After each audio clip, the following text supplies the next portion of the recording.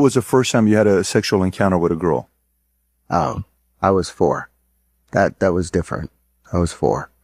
It was the older girls that were watching me, and they were like 6 and 7. And so that changed. Did you say 4 years old? 4 years old. With 6 and 7-year-old girls? Yeah.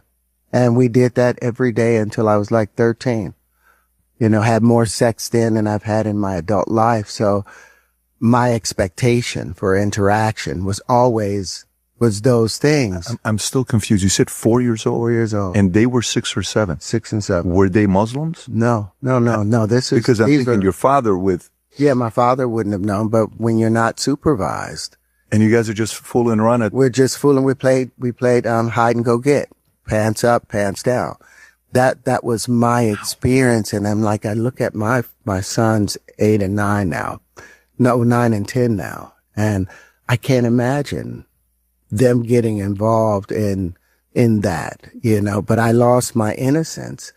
It's effectively being molested. But then you have this. But not grown girls, 6 and 7-year-old girls. They were 7. They were about 2 years older than me and my brother. How long did that last? Up until we were like 13. But all the kids in the neighborhood was doing that. Oh, this is a neighborhood thing. You guys are just hanging out playing and you're doing this. And we played hide and go get. What neighborhood was this? This is in Cleveland, Ohio. Wow. Wow.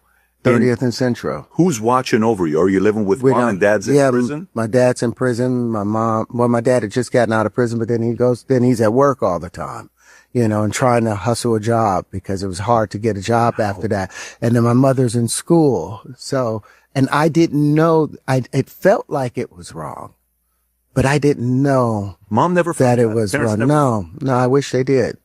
I wish I had never done that. I would probably have been a completely different person, but it gave me an skewed view of interaction. I kept thinking that, everybody was promiscuous like that. So by the time I get 16, 17, I've done enough to where I'm starting, now the spiritual side of me is starting to show up, but then I slipped back into it at 25, and for 25 to 30 something, was still trying to be a Jehovah's Witness, but still having this urge taking place, and, the bad things I'd learned from my uncles and all of that influencing me. And it takes you a long time to try and get back to who and what you really, really are. But